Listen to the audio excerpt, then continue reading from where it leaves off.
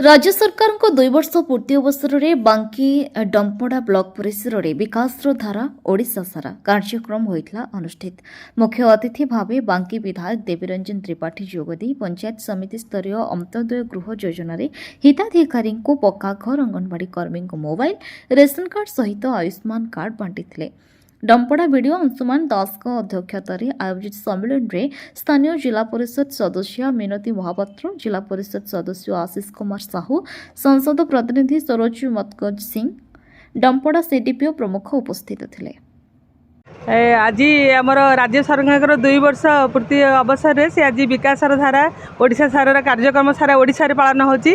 प्रत्येक पंचायत रे एवं प्रत्येक ब्लॉक रे भी पालन हवा 19 तारिख ठार आरंभ कर 25 तारिख पर्यंत यह निश्चिंत राज्य सरकार स्वागत योग्य कार्यक्रम। आम जो मैंने हिताधिकारी जो मैंने पाइबा योग्य घर एवं से राशन कार्ड ता सहित एम किसी जहाँ भी समस्या अच्छी दूर करने आम समस्त प्रयास करूँ।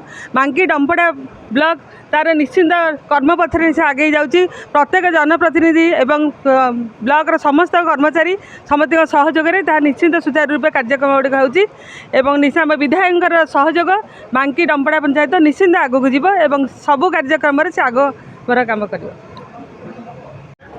बांकी डंपड़ा पंचायत समिति सर्वांगीन विकास केमती हो पार, महिला सशक्तिकरण आरंभ करके निजुक्ति सुजोग केमती अधिक सृष्टि करा जाई परियो, ता सहित भित्तिभूमि और पर्यटन विकास सांगे नहीं केमिति बांकी डंपड़ा पंचायत समिति को गोटे अग्रणी आदर्श पंचायत समिति परिणत करा जाई परियो से विषय में सविशेष आलोचना आज होती है। कौन कौन कार्यक्रम 2 वर्ष में पूर्णांग होती सार तथ्य सविशेष भाव दि जाए। अंत्योदय आरंभ करी आमर जो सुभद्रा योजना माध्यम 23,000 बेनिफिशियरी महिला माने बेनिफिट पाँच यही सब कथा सविशेष आलोकपात कराई।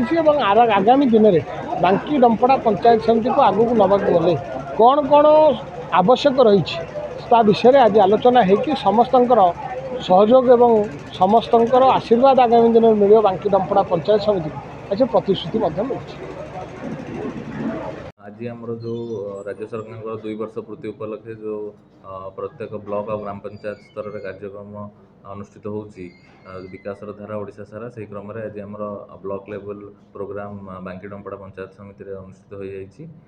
एथिरे आमर विभिन्न विभाग स्टॉल्स एग्जिबिशन आकार में पड़ी जो हिताधिकारी मैंने आसिकी ना एनरोलमेंट करेंगे एवं आमर विभिन्न स्कीम रे अंत्योदय गृह योजना हो एवं आमर सीएम अन्नपूर्णा योजना हो ए सब हिताधिकारी मानक विभिन्न बेनिफिट्स प्रदान करा अंत्योदय गृह योजना 33 जन को वर्क ऑर्डर कार्यदेश बंटन करा एवं जो आमर अंगनवाड़ी वर्कर मान को मोबाइल दिया होची आमर 169 अंगनवाड़ी वर्कर मान को नूतन मोबाइल दिया जायछि। कटक बांकीरू मानस रंजन साहू को रिपोर्ट, संघर्ष टीवी।